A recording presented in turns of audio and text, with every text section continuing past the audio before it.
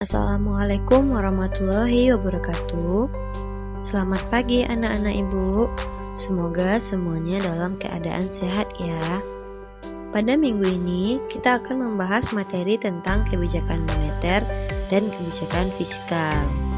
Yang pertama itu ada pengertian dari kebijakan moneter. Kebijakan moneter adalah sebuah kebijakan yang dikeluarkan oleh bank sentral dalam bentuk pengaturan persediaan uang untuk mencapai tujuan tertentu.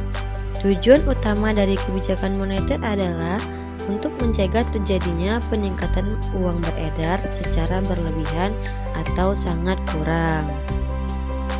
Kemudian ada tujuan dari kebijakan moneter. Tujuan yang pertama adalah menjamin stabilitas ekonomi. Pertumbuhan ekonomi suatu negara harus berjalan dengan terkontrol dan berkelanjutan. Hal ini dapat diwujudkan melalui keseimbangan arus barang atau jasa dengan peredaran uang. Kemudian tujuan yang kedua adalah mengendalikan inflasi. Agar inflasi dapat ditekan, maka Bank Indonesia menetapkan kebijakan yang bertujuan untuk mengurangi uang yang beredar di masyarakat dan menjaga ketersediaan uang di bank. Sehingga salah satu tujuan kebijakan moneter adalah untuk mengendalikan inflasi. Tujuan yang ketiga adalah meningkatkan lapangan pekerjaan. Tujuan kebijakan moneter Bank Indonesia berikutnya adalah meningkatkan lapangan pekerjaan. Nah, kestabilan peredaran uang membuat aktivitas produksi meningkat. Dengan naiknya kegiatan produksi, maka diperlukan sumber daya manusia dalam pengolahannya. Sehingga hal ini mampu menyerap tenaga kerja dengan ketersediaan lapangan pekerjaan. Tujuan yang keempat adalah melindungi stabilitas harga barang di pasar. Tujuan ini diharapkan mampu melindungi stabilitas harga pasar. Ketika harga stabil, maka menumbuhkan rasa percaya masyarakat terhadap tingkat harga sekarang dan di masa yang akan mendatang. Sehingga tingkat daya beli antar periode tetap sama.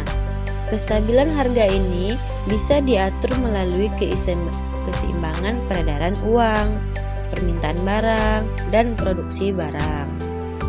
Tujuan yang kelima adalah menjaga keseimbangan neraca pembayaran internasional. Kebijakan moneter tidak hanya berpengaruh terhadap aktivitas ekonomi di dalam negeri saja, namun juga di luar negeri. Salah satu tujuan kebijakan moneter adalah menjaga keseimbangan neraca pembayaran internasional. Hal ini dapat diwujudkan melalui kestabilan jumlah barang ekspor dan impor yang sama besarnya. Oleh sebab itu, tidak heran pemerintah sering melakukan devaluasi dalam hal ini. Tujuan yang keenam adalah mendorong pertumbuhan ekonomi. Seluruh dampak atas kebijakan moneter diharapkan mampu mendorong pertumbuhan ekonomi. Sebab, demi mencapai tujuan tersebut, diperlukan berbagai kesuksesan tiap komponen. Misalnya seperti tersedia lapangan pekerjaan, kontrol tingkat inflasi, aktivitas produksi dan permintaan barang, dan lainnya. Kemudian selanjutnya ada instrumen dari kebijakan moneter. Yang pertama itu adalah kebijakan diskonto.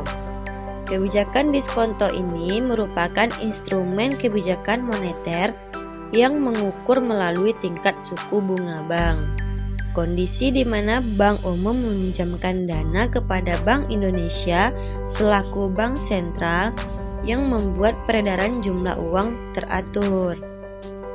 Ketika peredaran uang yang harus ditingkatkan, maka Bank Indonesia menurunkan suku bunga pinjaman. Sebaliknya, suku bunga kredit bank akan dinaikkan ketika peredaran uang harus dikurangi. Kemudian, yang kedua itu operasi pasar terbuka. Ketika pemerintah mengontrol peredaran uang melalui penjualan atau pembelian, surat-surat berharga milik pemerintah, maka yang dijadikan instrumen kebijakan moneter adalah operasi terbuka. Saat Bank Indonesia ingin mengurangi peredaran uang, maka pemerintah menjual surat berharga. Sebaliknya, ketika peredaran uang harus ditingkatkan, maka pemerintah membeli surat berharga. Kemudian yang ketiga ada kebijakan rasio cadangan wajib. Nah, saat Bank Indonesia ingin mengurangi cadangan kas di uang bank, maka uang diedarkan di masyarakat melalui pinjaman. Sementara bila cadangan uang kas bank harusnya ditambah, uang yang beredar di masyarakat ditarik dengan meningkatkan suku bunga tabungan.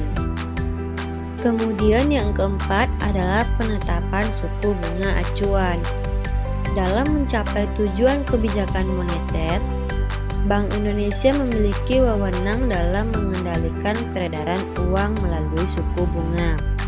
Besaran suku bunga yaitu ditetapkan oleh Bank Indonesia akan menjadi acuan bank umum di seluruh Indonesia dalam menjalankan aktivitasnya. Oleh karena itu, instrumen kebijakan moneter adalah penetapan suku bunga acuan. Kemudian yang kelima, ada imbauan moral. Terakhir, instrumen kebijakan moneter adalah imbauan moral. Dalam hal ini, Bank Indonesia selaku bank sentral menghimbau seluruh bank umum untuk menjalankan kebijakan penurunan atau peningkatan suku bunga pinjaman. Selanjutnya, kita masuk kepada kebijakan fiskal. Kebijakan fiskal adalah kebijakan pemerintah untuk mempengaruhi perekonomian melalui anggaran pendapatan dan belanja negara atau disingkat dengan APBN. Kebijakan fiskal ini adalah tindakan pemerintah dalam bidang anggaran belanja negara dengan maksud mempengaruhi jalannya perekonomian. Tujuan dari kebijakan fiskal. Yang pertama adalah menjaga dan mengembangkan perekonomian negara. Poin pertama, tujuan kebijakan fiskal ini adalah demi menjaga stabilitas sekaligus mengembangkan kondisi ekonomi negara. Penerapan kebijakan fiskal ini diharapkan mampu mempengaruhi seluruh sektor ekonomi negara dan memperbaiki masalah di dalamnya, mulai dari sektor korporat, perbankan, hingga usaha mikro. Tujuan yang kedua adalah meningkatkan kualitas SDM. SDM masyarakat terutama dari segi teknologi dan perekonomian. Apabila kualitas SDM meningkat, maka harapannya SDM tersebut punya kapabilitas bersaing di dunia kerja nasional dan internasional, sehingga bisa meningkatkan kesejahteraan hidupnya. Tujuan yang ketiga adalah menjaga stabilitas harga barang. Ada banyak faktor yang mempengaruhi harga barang dalam pasar, mulai dari faktor positif seperti meningkatnya demand sampai faktor negatif seperti terjadinya penimbunan dan monopoli.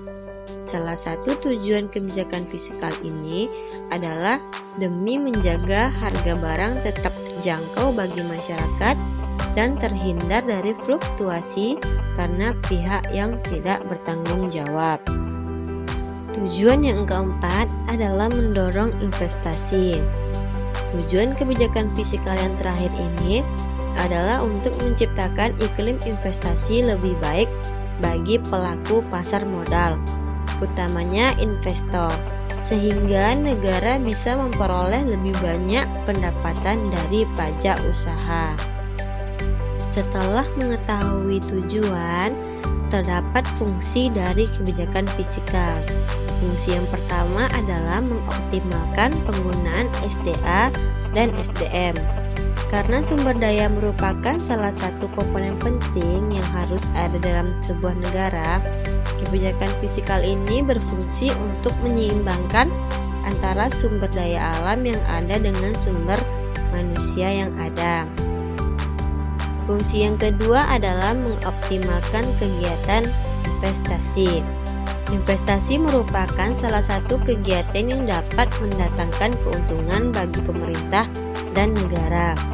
Kehadiran kebijakan fiskal ini berfungsi untuk membuka seluas-luasnya peluang bagi para pemilik modal untuk menginvestasikan modalnya. Setiap warga negara memang perlu mengetahui tentang kebijakan fiskal ini. Kemudian, jenis kebijakan fiskal. Yang pertama itu adalah kebijakan anggaran surplus, di mana kebijakan pemerintah, pendapatan atau pemasukan yang didapatkan oleh pemerintah tidak digunakan seluruhnya untuk pengeluaran. Hal ini menyebabkan tabungan pemerintah menjadi bertambah. Jenis kebijakan fiskal yang kedua adalah kebijakan anggaran berimbang. Kebijakan anggaran berimbang merupakan kebijakan di mana pemasukan atau pendapatan negara harus sama besarnya atau seimbang dengan pengeluaran negara yang disusun. Kemudian yang ketiga itu kebijakan anggaran defisit. Kebijakan anggaran defisit merupakan kebijakan pemerintah di mana pengeluaran anggaran lebih besar daripada pendapatan atau pemasukan yang didapatkan. Yang terakhir, ada instrumen kebijakan fiskal. Instrumen kebijakan fiskal ini terdapat 3. Yang pertama adalah pajak, yang kedua pengeluaran belanja, dan yang ketiga obligasi publik. Sekian materi tentang kebijakan moneter dan kebijakan fiskal. Terima kasih Ibu ucapkan atas perhatiannya. Semoga apa yang Ibu sampaikan dapat dipahami dengan baik. Ibu ucapkan Assalamualaikum warahmatullahi wabarakatuh.